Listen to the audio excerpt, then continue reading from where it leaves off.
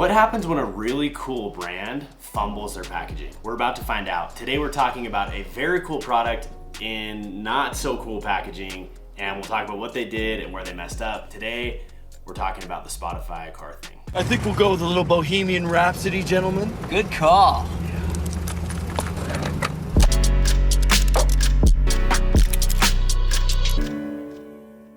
Welcome back to the packaging list, where we unbox and break down great packaging so you can make your packaging more effective. If you sell products now or you want to sell products someday, hit the subscribe button so you can always catch our latest videos. And also, if you need help with your packaging, hit the link in the description to schedule a call with us. So let's talk about the packaging for the Spotify car thing. I'm gonna spoil the ending a little bit here, but I think this is a perfect example and a case study of where a really cool company makes a cool product and then drops the ball in the packaging. And I think it actually really hurt the success of this product, and we'll talk about why. Broken play. Mark Sanchez scrambles up the middle, lost the football. It's picked up and running into the end zone to Steve Gregory. Okay, so full disclosure, I am a Spotify fan. I love the platform. I think it's way better than the other guys. And I even watched and loved the mini series on Netflix about the founding of Spotify. That's how much I like Spotify. So when I saw they launched a physical product, thought that was pretty cool. And at the time, I didn't need it for my car, so I skipped over it at first, but then I started seeing YouTubers talk about how cool this thing is for your desk setup at home or your kitchen. You know, I went through the website and I was intrigued, and so I went for it. Now that I have the product in hand, here's what I think they were thinking when they designed the packaging. I think they saw this as a basic accessory for their premium subscribers who maybe don't have Apple CarPlay in their cars, and so they were thinking of this as a little convenience for a small group of subscribers. And I think that thought process, as it being kind of an afterthought, really shows in their packaging. Product aside, let's talk about packaging. What are your impressions as you're taking a look at that? First impressions are meh, you know? So before we even get to the box, we need to talk about how this thing arrived in the mail. Generic, brown, cardboard box, standard size. Kind of surprised that a company with the resources of Spotify didn't do something a little cooler that sent a stronger signal. But here we go. It's very nondescript.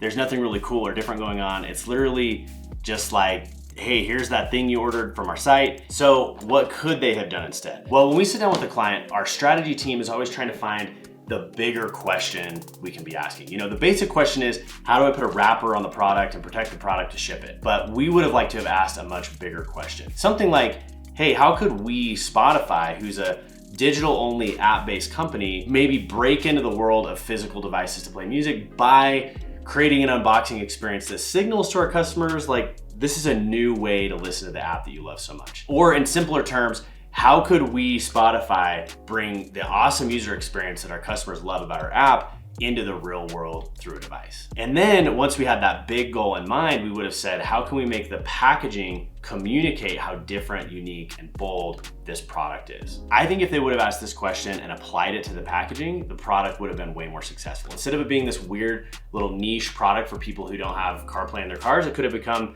a statement. Spotify could have said, here's a totally new way to listen to music, you know, without having to pull out your phone and get distracted by other apps. But instead, Spotify left it to a few YouTubers to find and tell that bigger story. So based on the fact that those YouTubers I mentioned really loved the product and grasped onto it, I think that packaging alone could have turned this into a commercial hit instead of a flop, because instead of only a few YouTubers finding that story and explaining it, they could have taken that bigger story to the mainstream customers buying the product. Okay, so let's unbox this thing. First impressions are meh. This is about as basic of a concept as you can get. You know, you have this outer sleeve that looks decent with printing, and then you remove the sleeve and you have this, you know, cardboard box. And here's the thing with brown cardboard. Unless the brown cardboard is part of your brand story and there's a bigger theme you're telling, brown cardboard usually communicates this company grabbed an existing fold tuck mailer box thing off the shelf and slapped their logo on it. In this case, they didn't even put the right brand color. Really weird. So why is that a problem if it looks like you just grab something off the shelf and slap your logo? Well, it communicates that you cut corners in your product. It's like you just went down the middle of the road instead of taking the time to do something interesting. It's like using stock imagery on your website. Your customer might not consciously be aware that it's stock, but deep down, they know that you took a shortcut. And they might be thinking, well, if they took a shortcut here, where else did they take a shortcut? So this is why we steer our clients away from brown cardboard. Plus, it's not that much more money to do something like a nice rigid box that has a much nicer effect. So let's go over the parts. Well, like we said, we have this outer sleeve with printing. This is folded and glued, and this costs about 10 cents. You have the corrugated box. This is a folded carton, front tuck mailer style with a logo print, off color by the way. This is about 20 cents. Then once you open it, you have a product tray. This is made out of corrugated cardboard and folded. This is about 5 cents. And then you have this inserts. These are printed and folded. These actually look pretty nice. These are about 22 cents. And then you have this accessories tray, corrugated cardboard, very intricate. This is about 5 cents. You have a cleaning cloth. This is probably like a white label piece they grabbed and put their logo on. This is about 10 cents. And then you have the assembly and pack out where you put it all together, some folding and glue. We're estimating about 25 cents for that. So an estimated grand total of about 97 cents. So is this the right amount to spend on your packaging? Well, we think no. In the bang for your buck category, we scored this at a 4.5. Couple comments on the bang for your buck. It's not a really high cost they're doing right now, and it would be hard to get much lower knowing all the different components they have to pack in there. But at the same time, I don't think it would have taken much more to get to something that feels much more premium. And whether that's like a magnet flap on the front or just like better thought through in terms of the inserts, so that there's just a little bit more branding throughout, or even like just coloring the inner box. Like it could be that simple. Like we've done a video on seed packaging in the past, and like we get so many comments on that. Like people have never seen anything like that, and at the same time I think like, wow, that's a really simple package. That's a cardboard box, they just printed it green. Yeah. And that's so powerful, right? And so they're just missing such a big opportunity with relatively simple things to do. Like what if they increase the cost to $1.50? What could they do with this packaging that would make this really stand out and make it exciting for people when they receive it? So let's talk about the significance of this box. So first off, does the packaging do its job? As far as effectiveness, we gave it a 4.5. It really doesn't do much, and it feels like it's stuck in this middle ground. Like, was this made to sit on the shelf at Best Buy? Was it solely designed to be a direct-to-consumer package? Either way, it's kind of missing a lot of messaging points. So what could they have done instead? We probably would have recommended leaning all the way in on direct-to-consumer and really telling the story of this is a completely new way to listen to music, right? Hey, no distractions, right at your fingertips, in your car or at your house. If you love Spotify, like this is the best way to do it. We probably would have referenced a product that did this really well, which is Jambox. That was something that I purchased back then, and just being into packaging, I just have always loved, and that almost like sent me more in that direction even, because that's a product where when they launched it, they had a specific strategy to really develop a unique package for the launch that of course they went away from when they went to retail, but it was just such a unique, fun experience that was totally direct to consumer based. Maybe wouldn't even work in retail, but was an awesome experience when you received it as a user, where they really kind of did unique marketing on it. Everything was kind of packed.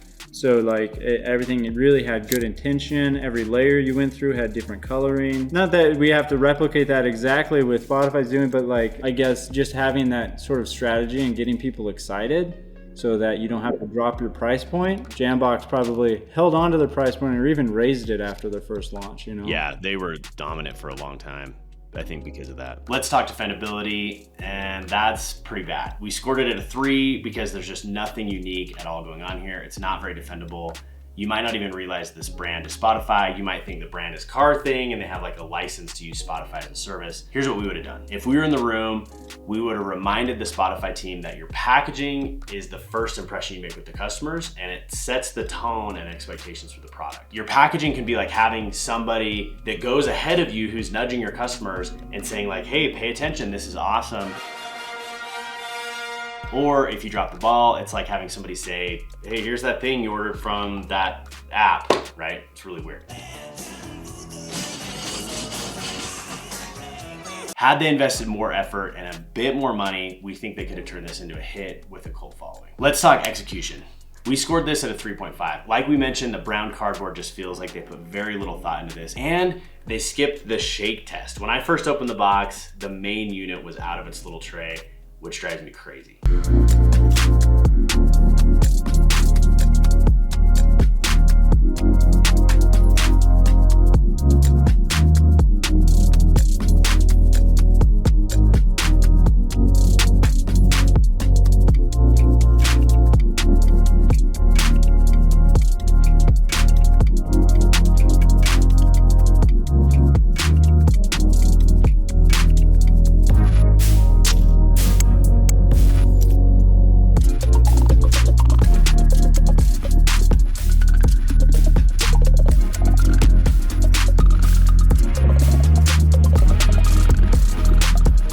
That's a big pet peeve, and I think it does speak a lot to the execution. When we talk a lot in terms of like the branding, the concept, and the effectiveness of the messaging, one of the primary jobs of packaging, of course, is to protect and hold the product. And when it's not even doing that correctly, I think they've really dropped the ball. I know this seems like a small deal, but think about what this says to your customers when they open your product. For me, I was like, this seems a little janky. Like, why is this not more secure? And did I get one that somebody returned maybe? And then that first impression I had directly translated in my perception of the product. So remember, packaging isn't just about protecting the product, it's also about making a good first impression of your product, brand, and company. So if we were consulting Spotify, we would have said, hey, this thing isn't quite ready. It needs a couple more tests to make sure it doesn't fall out of its tray when it ships.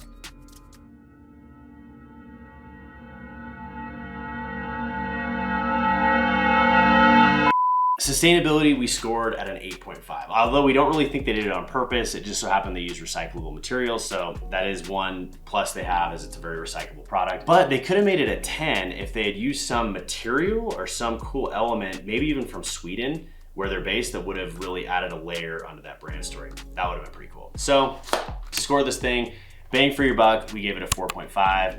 Effectiveness, 4.5. Defendability, 3. Execution, 3.5. Sustainability, 8.5.